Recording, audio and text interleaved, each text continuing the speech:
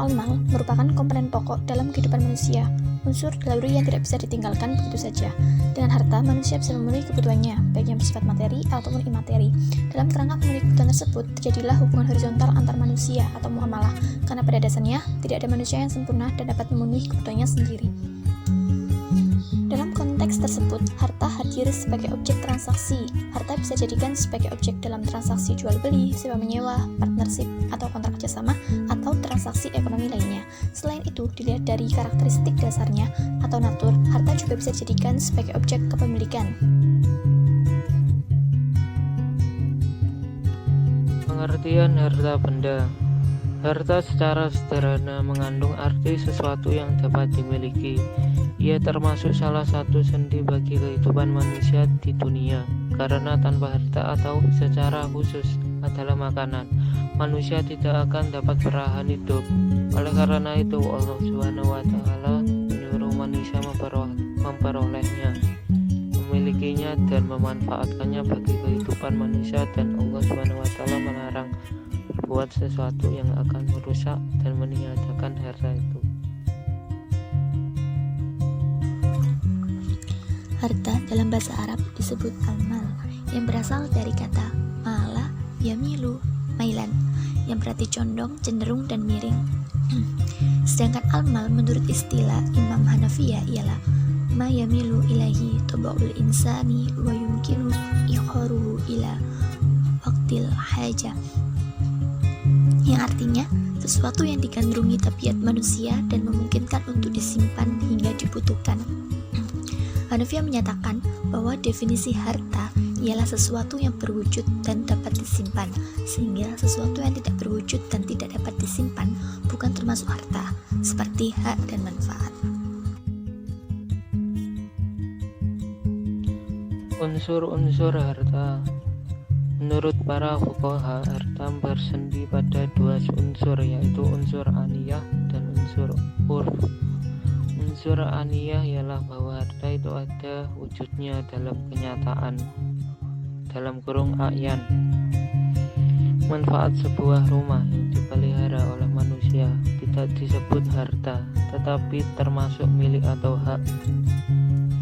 Sedangkan urf ialah segala sesuatu yang dipandang harta oleh seluruh manusia atau sebagian manusia. Tidaklah manusia memelihara sesuatu kecuali menginginkan manfaatnya madiyah maupun manfaat manawiyah. Kedudukan harta. Di samping sebagai perhiasan dan kebutuhan, harta juga berkedudukan sebagai amanat. Allah berfirman, sesungguhnya hartamu dan anak-anakmu hanyalah cobaan bagimu, dan di sisi Allah lah pahala yang besar. Jadi, karena harta sebagai titipan, manusia tidak memiliki harta secara mutlak. Sehingga dalam pandangan tentang harta, terdapat hak-hak orang lain dalam harta tersebut, seperti zakat, infak, sedekah, dan lain-lain. Cara memperoleh harta dalam Islam. Pertama, kepemilikan itu tidak dilakukan dari hasil mengambil atau merampas hak orang lain.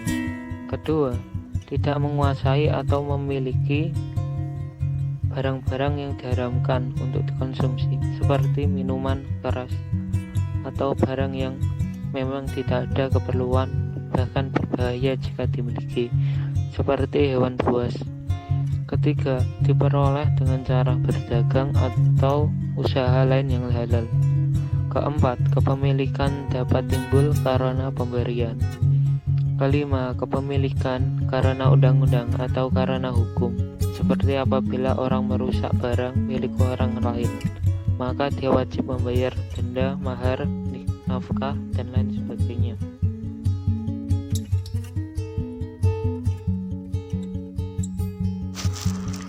Pembagian harta.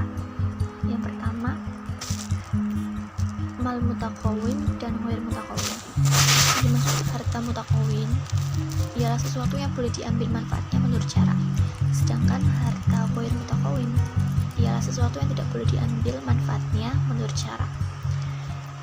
Yang kedua, mal misli dan mal kini.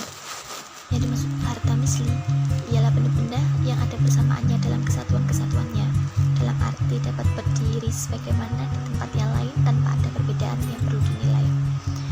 Sedangkan harta kini ialah benda-benda yang kurang dalam kesatuan-kesatuannya karena tidak dapat berdiri sebagian di tempat, sebagian lainnya tanpa ada perbedaan. Yang ketiga, harta istihlak dan harta istimal. Yang dimaksud harta istihlak ialah sesuatu yang tidak dapat diambil kegunaan dan manfaatnya secara biasa, kecuali dengan menghabiskannya. Sedangkan harta istimal ialah sesuatu yang dapat digunakan berulang kali dan materinya tetap terpelihara, misalnya sepatu, pakaian, dan lain-lain. Yang keempat, harta mankul dan harta ghair mankul. Yang dimaksud harta mankul ialah segala harta yang dapat dipindahkan atau bergerak dari satu tempat ke tempat lain, misalnya kendaraan, sepeda. Sedangkan harta ghair mankul ialah sesuatu yang tidak bisa dipindahkan dan dibawa dari satu tempat ke tempat yang lain, misalnya rumah, pabrik, tanah, sawah, dan lain-lain. Yang kelima, harta ain dan harta dain. Yang dimaksud harta ain ialah harta yang berbentuk benda, misalnya mobil, rumah, dan lain sebagainya. Sedangkan harta dain ialah sesuatu yang berada dalam tanggung jawab, seperti uang yang berada dalam tanggung jawab seseorang.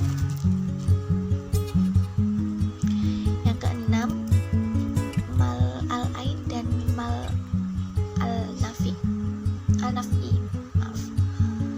Yang dimaksud harta ain ialah benda yang memiliki nilai dan berbentuk, misalnya rumah, tanah, dan sebagainya.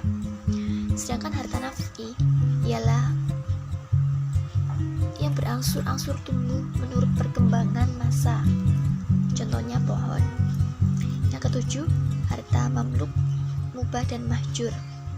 Yang dimaksud harta mamluk ialah sesuatu yang milik seseorang maupun badan hukum, seperti yayasan dan pemerintah. Selanjutnya, sedangkan harta mubah ialah sesuatu yang asalnya bukan milik seseorang, misalnya binatang, buruan, ikan yang didapat dengan cara memancing.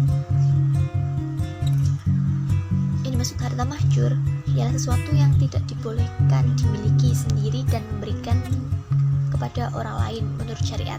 Ada kalanya benda itu berupa wakaf ataupun benda yang dikhususkan untuk masyarakat umum, contohnya masjid, jalan raya, dan sebagainya. Yang kedelapan, harta yang dapat dibagi dan harta yang tidak dapat dibagi. Harta yang tidak dapat dibagi ialah harta yang tidak menimbulkan suatu kerugian atau kerusakan apabila harta itu dibagi, misalnya beras, air, tepung, dan lain sebagainya. Sedangkan harta yang tidak dapat dibagi ialah harta yang menimbulkan suatu kerugian atau kerusakan apabila harta tersebut dibagi, misalnya mobil, motor, kursi, dan lain-lain. Yang kesembilan, harta pokok dan harta hasil. Yang dimaksud harta pokok ialah harta yang mungkin dirinya terjadi harta yang lain. Sedangkan harta hasil ialah harta yang terjadi dari harta yang lain. Yang ke-10, harta khas dan harta am. Harta khas ialah harta pribadi, tidak bersekutu dengan yang lain, tidak boleh diambil manfaatnya tanpa izin pemiliknya, contohnya rumah. Sedangkan harta am ialah harta milik umum atau bersama yang boleh diambil manfaatnya, contohnya jalan raya. Fungsi harta berfungsi untuk menyempurnakan pelaksanaan ibadah yang khas mahdah. Sebab untuk ibadah diperlukan alat-alat seperti kain untuk menutup aurat dalam pelaksanaan sholat, bekal untuk pelaksanaan ibadah haji, berzakat, sedekah, dan lain-lain. untuk meningkatkan keimanan kepada Allah Subhanahu wa taala.